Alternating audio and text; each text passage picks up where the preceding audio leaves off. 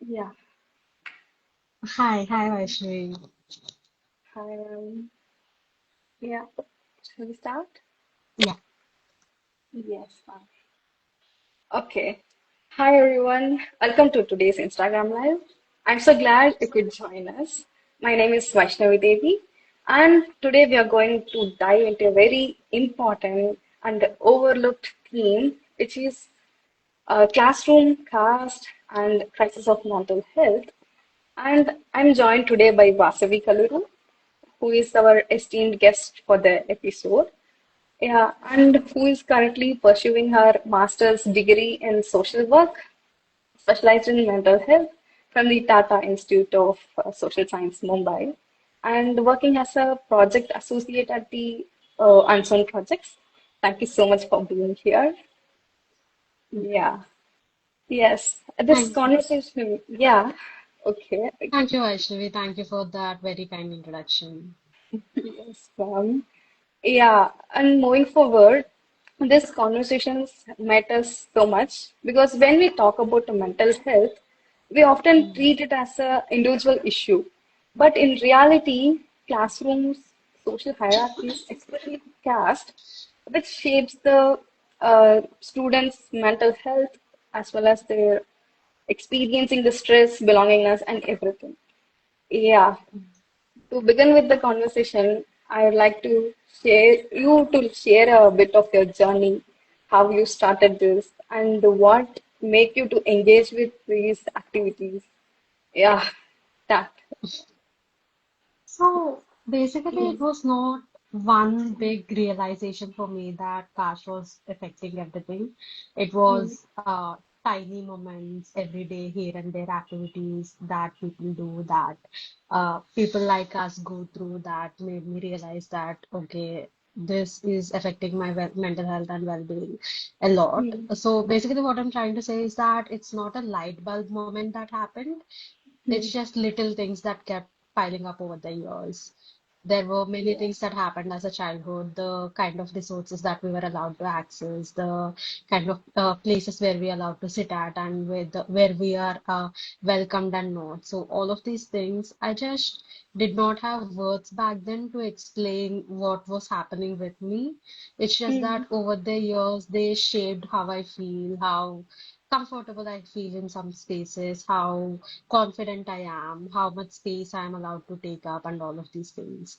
And this was all happening. And then, of course, we enter academic spaces.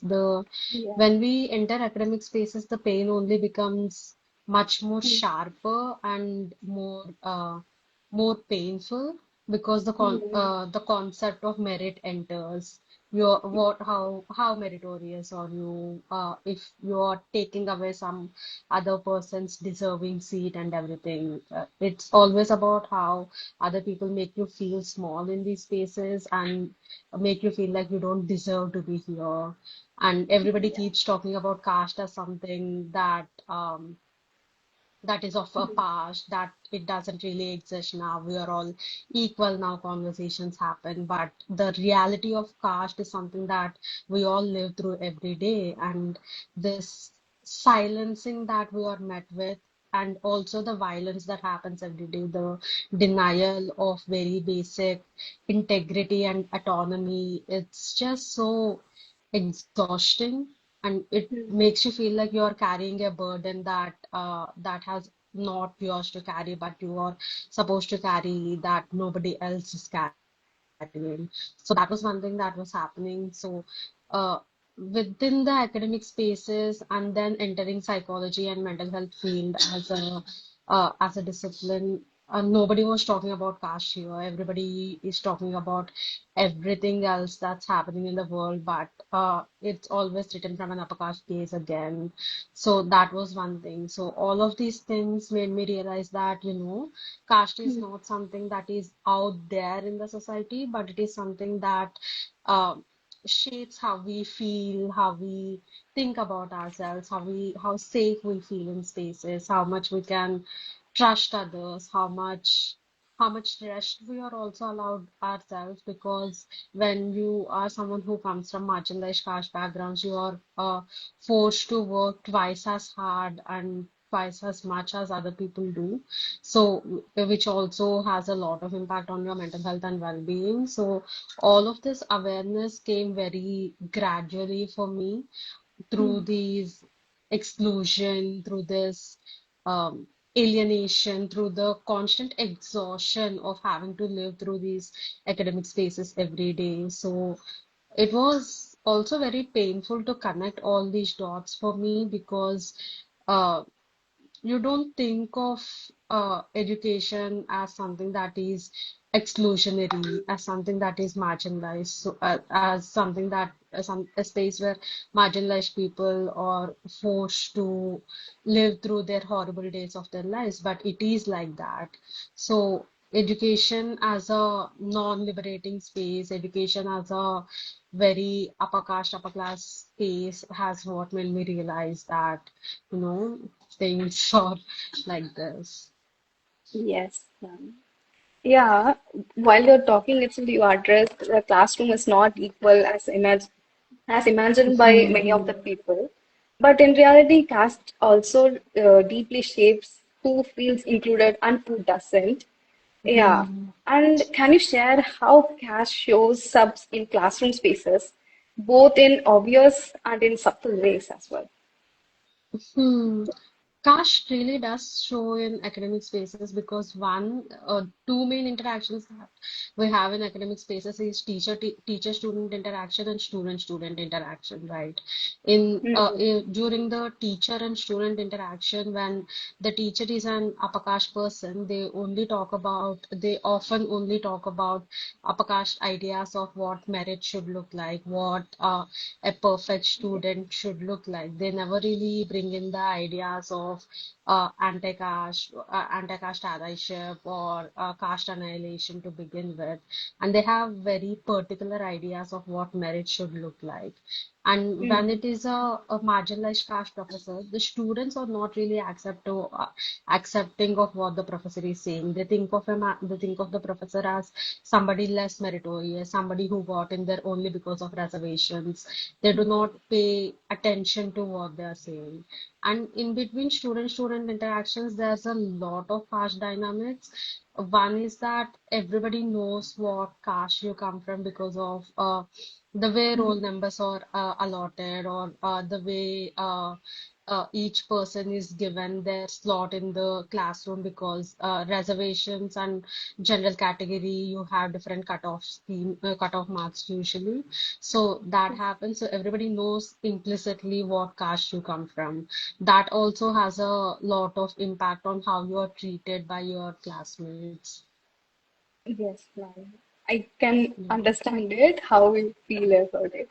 And Hmm. in your personal experience, what are Hmm. some other ways to show up the cast in your everyday emotional life or in a mental health well-being? Hmm. Cash, when we think of cash, we think of it as something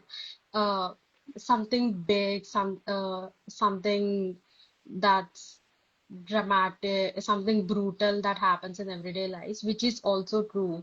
We have lots of caste violence happening everywhere within the country. But what I also want to highlight upon is that it also shows up in tiny ways which affect our mental health and emotional well-being so heavily that it it drives people into taking their lives away as well. And one of the biggest ways that caste shows up for me is in the kind of unbelongingness that I feel in academic spaces, in the sense that when you walk into a classroom or when you walk into your supposed friend groups, you immediately feel like you do not belong there.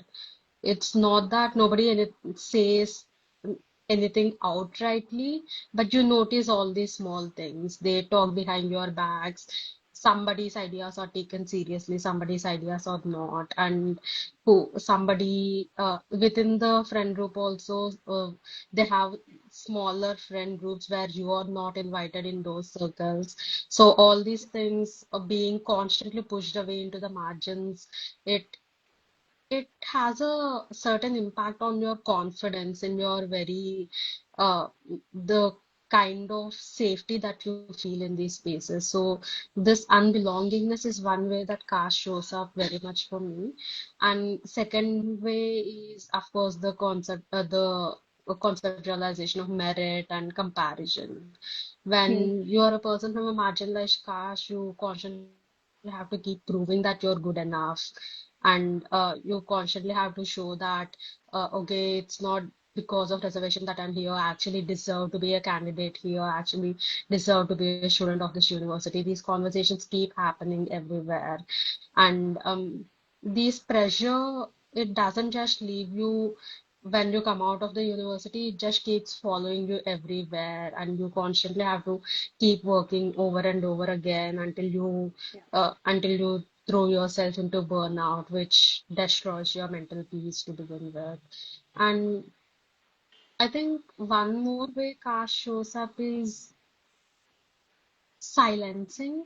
People do Hmm. not really believe you when you say something that it happened because of caste. People tell you Hmm. that you are overreacting. People tell you that caste is a thing of past, and until you start questioning yourself if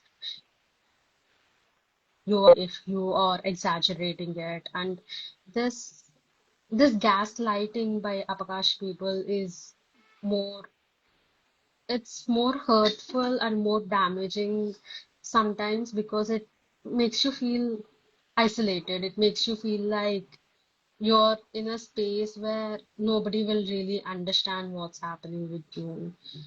And of course, caste also shows up in the way our family relationships, in our social relationships, or social relationships work out. All of them are also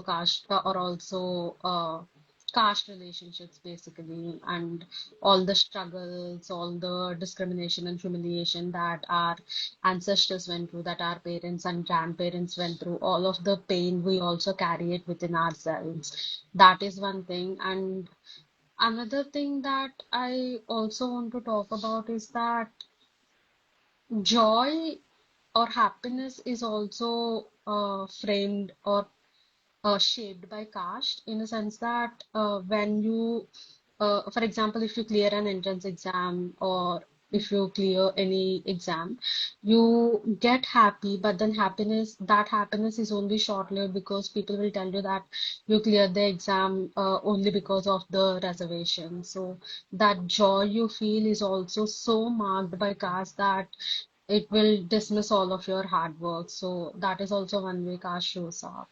And it also shows up in everyday emotions, in the shame we feel for all of the things, the kind of um, exhaustion that we feel, the constant vigilance that we feel when we are around Apakash people, all of these things, all of these emotions, these are all the ways that caste shows up for me.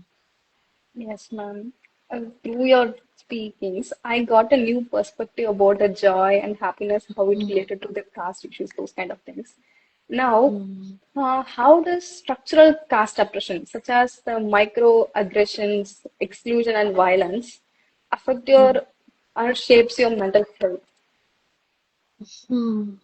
So when we talk about safety, when we talk about psychological safety, we usually talk about having the space, having the safe space to talk about, to speak our minds, to not be scared of what the other person will think of, to actually be vulnerable in spaces without any fear of punishment, without any fear of humiliation.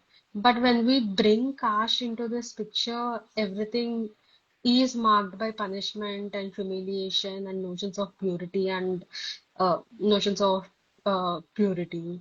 So, in that way, caste shows up in microaggressions, as you said, in structural oppression as well, because it has a direct impact on our psychological safety. Because if, for example, we talk about microaggressions, someone will randomly crack a joke about reservation or talk behind your back or constantly be questioning your merit. These might look like small things to them, but they constantly make you feel like you're not good enough. You're constantly under vigilance. You constantly have the background noise of threat, and you start second guessing yourself. You start questioning your own capabilities. Even if you were to say something in the classroom, you will wonder whether they will take you seriously or not, or if they will use your caste against you. And all these anticipation in itself is also very exhausting. And the freedom to exist, the freedom to just be, or the psychological safety that you were talking about is completely taken away in that sense. And the second point you mentioned was exclusion. Yeah. And as I mentioned earlier, we have uh, class groups or we have friend groups, and then we have smaller friend groups where you are left out of, where you don't feel welcomed and accepted. All these study groups, all these informal networks, all these social circles that people have, and it always reinforces the message that you do not belong there, that this is not your space, or the space is only the access to space that you have is only conditional, and Mm. it has a certain impact on your mental health where you start questioning your own worth, where you start questioning your sense of safety, and you start questioning yourself before you say anything. You start to take a step back. You start to minimize yourself. You start to shrink yourself to make sure that you do not get hurt. But that all these safety mechanisms also comes at a cost of our own well-being. And of course, there's also explicit violence, both direct violence and symbolic violence, and that happens in all these educational institutions. And people, they want you to be silent. All these admin, all these upper class people, they want you to be silent, and they want they also are sending a powerful message saying that our pain, the struggles that we are going through, everything that's happening with us is uh, it's not worth acknowledging for them. It doesn't matter to them. It does not matter. This lack of safety, this lack of validation also, it uh, it leads to so much trauma because the spaces that you are in are not safe to you anymore. You do not know whether you will be accepted in these spaces or not. So you constantly keep questioning yourself if you can say this or not, if you what happens if the person starts questioning your caste, if you can trust this person or not. All of this since you're constantly in a state of hypervigilance, it affects your sense of safety, it affects your sense of creativity, it affects the way you are learning, it affects the way we are connecting with others, the way we are socializing. So it's not, in that sense, it's not a psychological safety only in the clinical terms, but also in Yeah. the way we relate to others, the way we feel human in these spaces. Yes. Mm. Yes, ma'am. And one thing, have you observed or experienced any transgenerational trauma related to a casting and how does it feels you? Like the transgenerational trauma of caste, violence like that.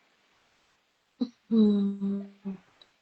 Of course, intergenerational or transgenerational trauma is something that all of us from marginalized caste backgrounds are going through, because when we talk about caste, it's not just our own individual struggle that's happening. It has been there for decades and centuries. So even in within my own family, I've heard stories of humiliation, of discrimination, of opportunities that were denied to them, of constantly having to prove their worth within the face of upper caste people. So these are not just stories that they tell us, these are also uh, trauma, these are also memories that get passed upon from generation to generations, and it shapes how we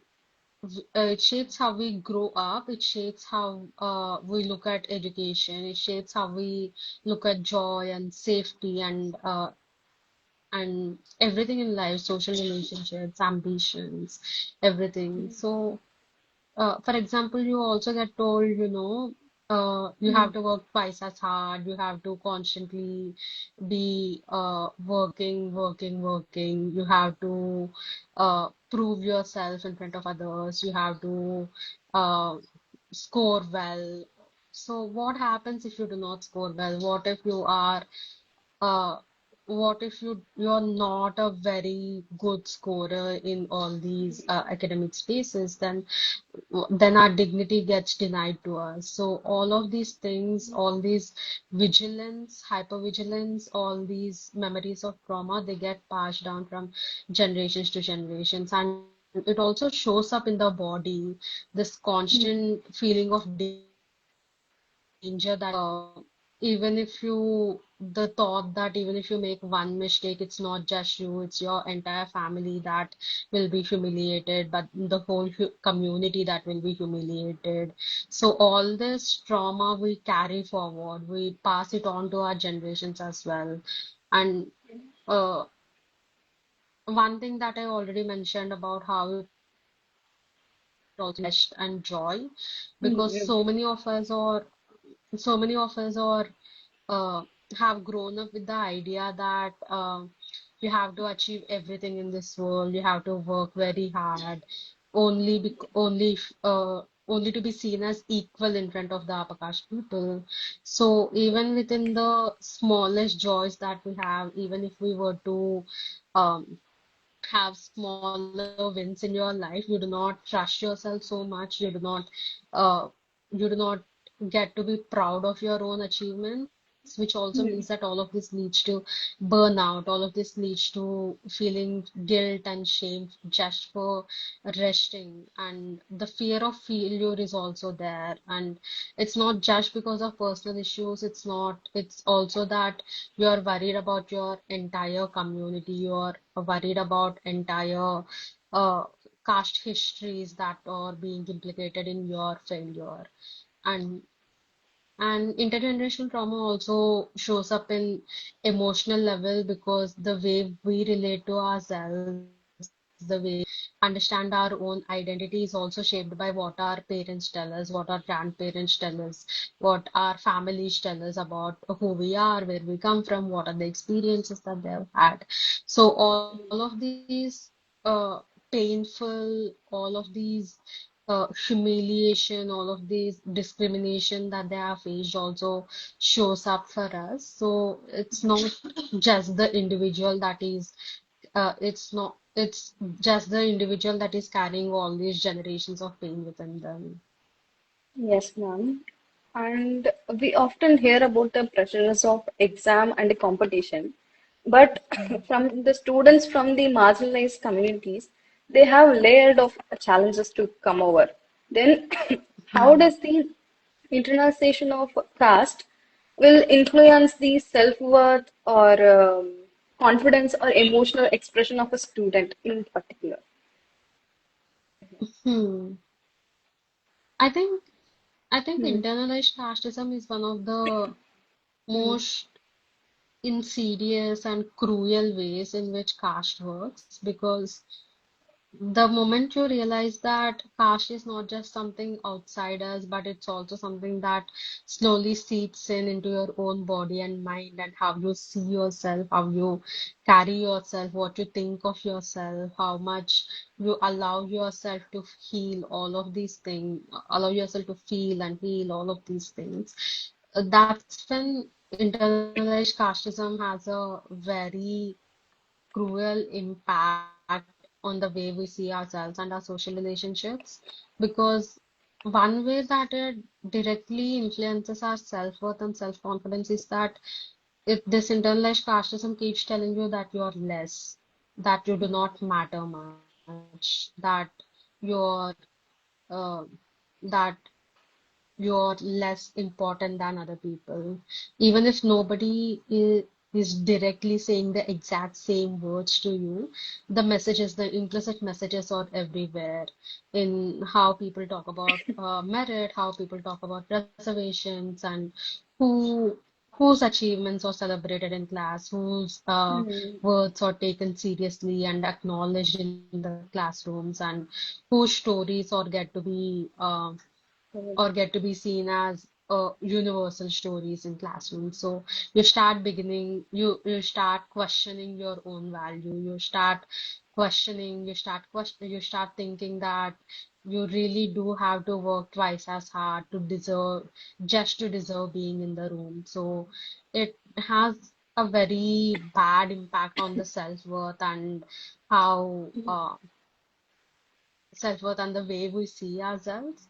And this also has a lot of effect on the confidence because you're constantly shrinking yourself, you're constantly telling yourself to not take up so much space, you constantly tell yourself to not draw attention to yourself because you want to be invisible because you don't know what violence you'll be met with when you say things out loud. So even if you're uh, even if there is something you have to speak, your body tells you to not speak. Your body hesitates.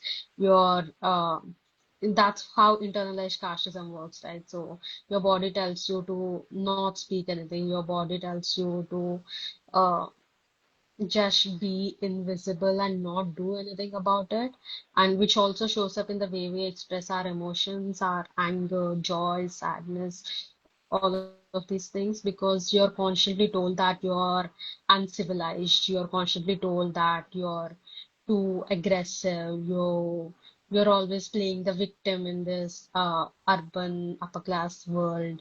So even if even if there is a tiny moment of joy, the internalized casteism makes you feel like you do not deserve it.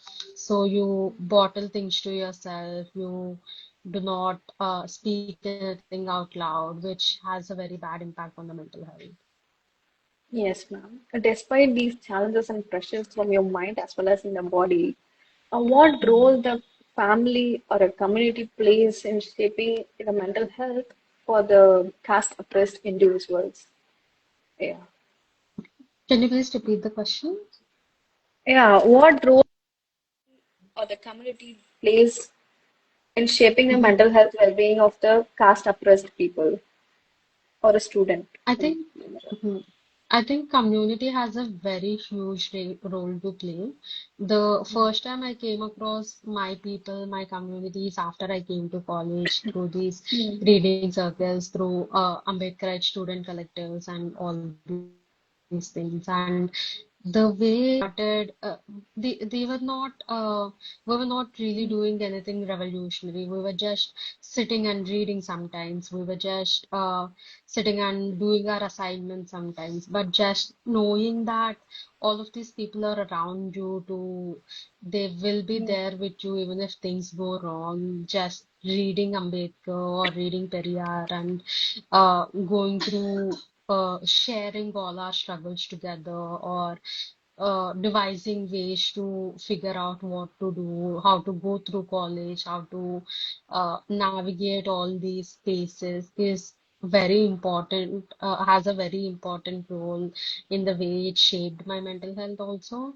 And also I also want to acknowledge the role of social media in this aspect, in the sense that social media has I have met a lot of my people, a lot of other marginalized and people, like marginalized caste people from social media itself, and the way we were able to form our communities, especially during COVID, and which continued Mm. after COVID as well. It shaped the way I saw myself. It shaped the way it kind of gave me my agency back. Yes, ma'am. And on thing, how have institutions like schools, colleges, or therapy spaces responded to your or others' mental health needs of a caste oppressed people? How have they responded to them? One thing is that educational institutions, they very conveniently take themselves away from the caste conversation. The Yeah. only structural mechanism that we have is equal opportunity cells, which work for equal inclusion of SC, OBC people in the campuses. But then how far are they working, how effective they are is not something that we know of. So apart from that, are we having remedial classes for students to speak better English, to speak English, who do not come from uh, no English speaking backgrounds? That is Mm. one thing. And secondly, are we making sure that they are doing well in their classes, they are doing well emotionally, and are we having counselors on the campus who are aware of how caste affects mental health, who are being anti-caste themselves? All these questions are something that we really need to sit down and reflect upon. And in therapeutic spaces also, it's very common that upper caste therapists dismiss and deny caste to begin with. They do not think of caste as something that directly affects your mental health. They think of caste as something that is of past, that doesn't really exist in these spaces now. Yes, ma'am. And do you think schools and colleges have the mental health services which are sensitive to the caste realities, which the students or maybe the teachers can go through it? What's your take on it? Mhm. Do you think they are sensitive to these caste realities, like schools and colleges' mental health services? They're not. Our educational institutions are not equipped to handle the caste realities of this Mm. country. If they Mm. were, we wouldn't be seeing so many student suicides, so many Yeah. institutional murders of all our scholars across the country. So when you enter a university, you do not exist in a vacuum. You bring all your histories of caste, of your queerness, of disability, of being a first generational learner, and all of these things with you. And education institutions are supposed to help us navigate, help us graduate with all these things, and not just sideline everything else and see themselves only as an education institution and take away the rehabilitativeness of the thing. Yes, ma'am. And sometimes the institution itself can be part of the problem, whether it comes to your Mm. curricula, teacher, or school, or policies or colleges aren't neutral. And from your perspective, Mm. how do institutions reinforce or challenge caste hierarchies? And what role should we do to support for the students who are Hmm. there? The way Yeah. educational institutions are designed, they are Mm. always in favor of upper caste people only. So you do not even get the opportunities to even enter these spaces. So many of uh, professorship, so many openings for SC, ST, OBC professors in the universities, they always remain empty Mm. or they Mm. get filled by upper caste professors themselves. So you do not have a chance to even enter these spaces to begin with. And secondly, Yeah. what role do they play in reinforcing the caste hierarchies is that these people only get people like themselves, only upper caste uh, men who have certain ideas about merit, about what an ideal student should look like, about what an education institution should function like. All these ideas, they have certain ideas within themselves which they reinforce. Yes, ma'am. And one thing, psychology and mental health education is often claimed to Mhm. be a universal, but Mhm. it doesn't. It rarely address the caste issues. In Mhm. your view, how present or absent the caste uh, discourse in psychology and in mental health curricula? Is Mhm. When we think about it, there is no mention of caste. When you actually look at it, there is no mention of caste in our psychology or mental mm, health education textbooks only. So all of it is written from an upper caste gaze, written by upper caste people themselves. So have certain ideas about bringing psychology from the Western world into the country. But the way even the Indian psychology or psychology of India is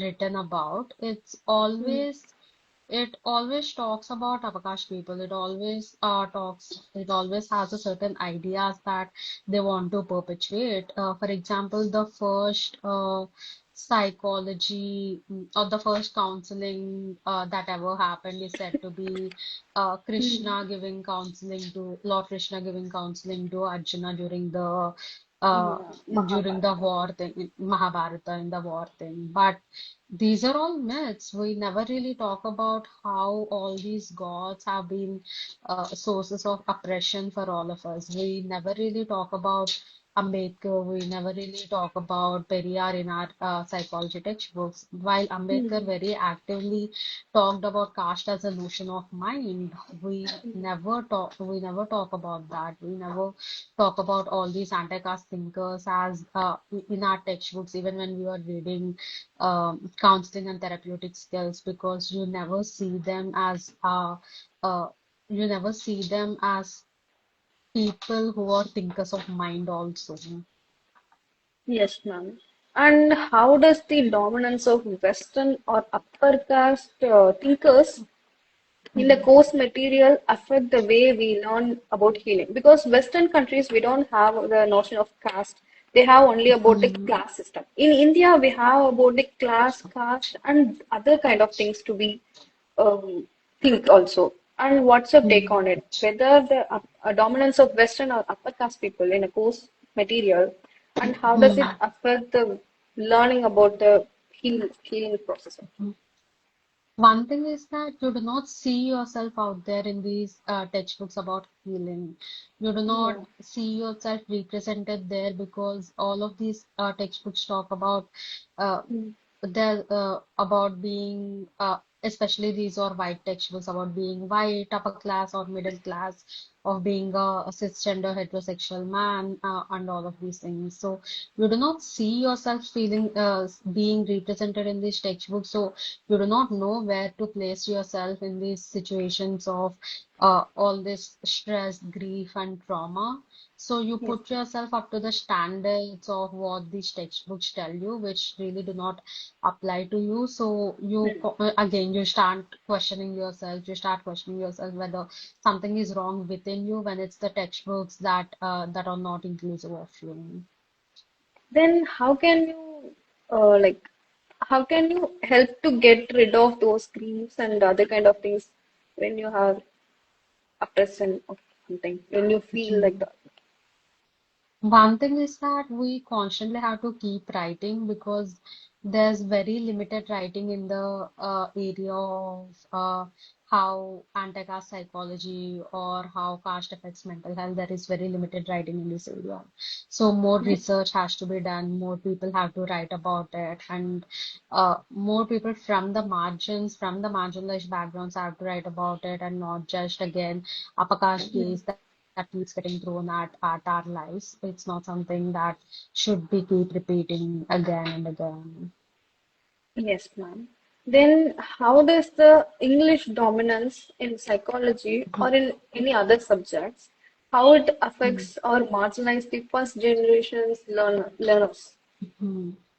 Yeah, One thing is that English is not any of our first language. of So course, to ma'am. So to live in this idea that okay, English, I only listen to English music, I only watch English movies, or I only read English novels and all of that. One Mm, thing is that it pushes all the other people from the margins who are first generational learners, who did not study in English medium schools in their high school. It pushes all of them away. And mm, second thing is that again, you do not see yourself there. Even in schools, all the festivals, all the festivities that we talk about, that we read about in the textbooks, are only Hindu festivals. We do not talk about all the local festivals that we celebrate, all the rituals that Dalit, Adivasi communities have in their own communities. So when don't see yourself being there, when it is all the alien material that is being taught to you, you do not want to sit in that class anymore. You do not feel like mm. you belong there. That is also why there's also so many dropout rates in the school level. Yes, ma'am. And have you noticed a tokenistic inclusion of marginalized perspectives in training? And what does it, what does that look like? Anything It on it? happens, it happens all the Mm, time in the classrooms these days, especially because everybody is so woke now, everybody is an ally, everybody wants to, basically everybody, people don't want to get cancelled these days. They want to mm, be politically correct all the time. So you become the tokenistic person, they come to you. So one assignment mm, about queer identities, or one assignment about being a marginalized caste student, everybody, all the 40, 50 students of the class come to you to talk to you, to ask you about your own experiences. But when it actually comes down to all these mm. conversations about merit, all these conversations about who gets to have a space in this university, they do not really show up anytime. Yes, I can relate it to you. And Hmm. whose knowledge is treated as a valid or universal in your academic or professional spaces or training? Mhm. Mm, It's always the upper caste, cis heterosexual knowledge, able-bodied knowledge that is considered as knowledge. mm, One of my professors talk about this knowledge as knowledge with capital K, and which sh also shows the dominance that they have in all these academic spaces, and all the knowledge, all the daily knowledge of how to grow plants, how to cook food, how to go about your day. All this knowledge are considered only street smart. They are not considered academic enough. They are not considered valid enough to be included into educational spaces. So all these things, they get to be called as small K knowledge. So which really shows the kind of dominance and the divide that we have between upper caste people and the lower caste people within educational spaces as well. yes, ma'am. And I also wanted to hear more personally from you, like a lived Mhm. experience in these spaces. Like, what emotional or intelligence burdens on Dalit students when they are expected to represent their community in a classroom and they are expected to prove themselves in the space. How it is. Mhm. It's always that you constantly have the pressure to prove yourself that you're just as meritorious as them, that Mm, you deserve a space in this university. All these things constantly keep happening until it takes mm. a toll on your mental health. You drive yourself to burnout, and uh, it's always the constant exhaustion, but you have to keep fighting this. Yes, ma'am. And have you ever been in a space like classroom, clinic, or workspace when you felt the caste identity was invisible or erased? How does it feel to you? One thing is Uh, that uh, mm, the way it feels erased is that everybody talks about how past is a thing of past and it doesn't really have any effect now. It doesn't really No. shape how things work out these days. But that's not how it works because we live the everyday reality of past every day in our lives. And secondly, within the workspaces, I have been very fortunate enough to work in Anteka spaces, all my Hmm. in the very tiny workspace experience that I have. So I'm very grateful for that. Yes, ma'am. And was there any time when someone's words or a behavior around caste stayed with you for a week or a days? And how does Mhm. it impact in your mental state as well? It you constantly start questioning yourself. I think we talked about it earlier as well about how it Yeah. affects your psychological well-being. You start questioning yourself, you start questioning your worth, you start questioning whether you're good enough, whether if everything really matters in this world or not, because all this while you have tried so hard, you have worked so much, you struggled so much to come to this space, and then it all of it starts happening again. So you don't really know where to go in these spaces, and that is all Hmm. in these times, and that is also when all these community spaces that we have formed for ourselves come into the picture. All the people that we have, even if it is a reading group, even if it is an informal structure, even if it is a friend group, all of us come together for ourselves. Yes, ma'am. And can you share any instance when where your mental health needs weren't understood by others and serious they doesn't take it as a serious because based on your background, like your Hmm. social identity. Have you ever It experienced it? It usually happens when you start talking about cash because whenever you know that somebody is ridiculing you or somebody uh, Hmm. has an offhanded comment about reservations, about merit, you know that it happened because of your caste. And when you tell it to your upper caste friends, they dismiss it because they don't think that caste really has that much effect to play in our daily life still. So they do not see caste as a daily lived reality of lakhs of people in this country. Yes, ma'am. Yeah, despite all these challenges, we all see incredible resilience and intersectional struggles and collective resistance. And how does caste intersects with gender and sexuality in mental health narratives? It really does because Mm, when we think of intersectional identities, these are not just uh, mm, additive, these are not caste, gender, sexuality, disability, all of them in vacuums, right? These are all at crossroads interacting with each other. So these are all fundamentally reconstitutive. One affects the other, and the other, if all of them affect together on you. So mm, when you think about caste, gender, sexuality, disability, all of them really shape the way you have access to material resources, the kind of spaces that you have access to, the way that all these educational institutions respond to you, or the way your own friend groups respond to you. mm. Yes, ma'am. And what would a truly caste-aware, inclusive mental health curriculum or counseling practice looks like? How does it looks like when you are Hmm. truly aware of the caste issues and sensitivity? Hmm.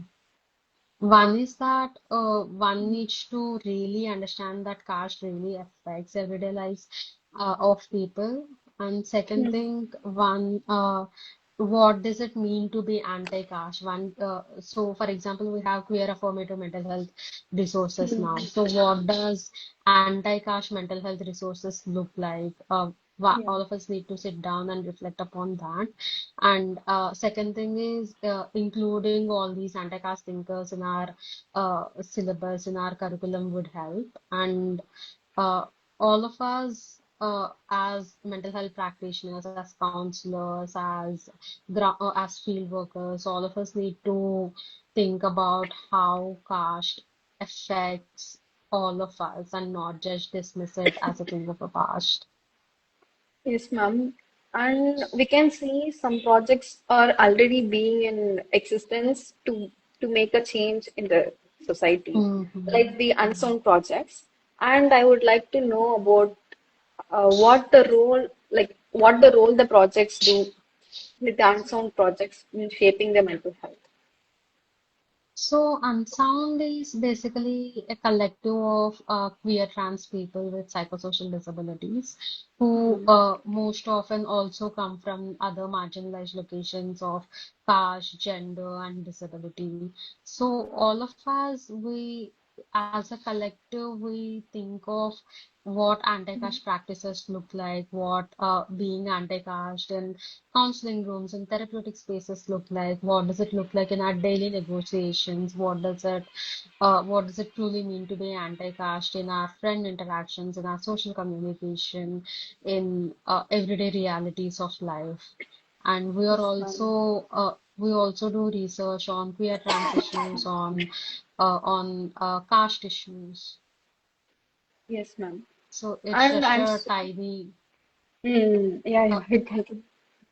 No, I was just saying that it's just some tiny work that we are doing uh in the ocean of work that needs to be done. And I'm glad that there are so many other collectives, so many other organizations are also doing this work. Yes, ma'am. And I'm so curious to ask about this. What personal Hmm. experience have most shaped the way you decide to be a mental health advocacy? What experience has shaped you to do? One thing is that my own mental health experiences that I've had and how they Hmm. have shaped me up to be. And Hmm. that was one thing. And secondly, as I started being in the mental health field more and more, I started realizing how caste is never really a concern for these people. And there really need to be voices out there who are talking about anti-caste therapeutic practices, anti-caste allyship, anti-caste practices in psychology and mental health education in the country. Yes, ma'am. And as a Dalit queer person in mental health education, what personal Hmm. challenges have you faced while doing this activist work? I'm not that Hmm. much of an activist now. I'm still studying. There's a lot of work to be done still. But in the Yes, limited experiences is that I've had in these academic or non-academic spaces, one thing is that uh, ma'am. there is change that is happening. There are people that are working towards what anti-caste spaces would look like. So all of us, it would be great if all of us could collaborate and work on this. Yes, ma'am. And what role can grassroots movements and collective plays in shifting the mental health education? Okay. Really plays a big role because when we talk about mental health, we only think of uh, therapeutic spaces. We only think of urban, upper class, upper caste people who come to therapy. But Hmm. when we have to think about everyday, daily mental health struggles of uh, of people who are directly engaging with them, like ASHA workers, like grassroots level workers, social workers, all these people, it is when all these daily struggles come up. So they and also the way they articulate and experience these mental health distress could be different from the way we learn in our textbooks. So that is something that one needs to focus upon. Yes, ma'am.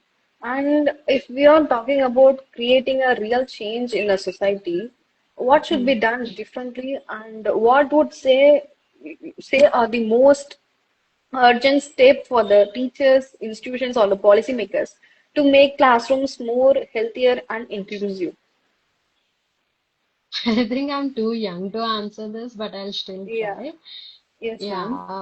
Yeah, I think one really needs to sit down Mm, and reflect upon how their own biases and how their own prejudices regarding caste, regarding the notions of purity and regarding merit and reservations, all of these are impacting the way they are teaching in the classrooms, the way students are interacting with each other, the way admin is interacting with students, the way these policies are getting made. So all of these things needs to be looked upon. And secondly, we mm. also need to have policies that directly relate to the health and mental well-being of students in the universities, of marginalized students, marginalized caste students in the universities.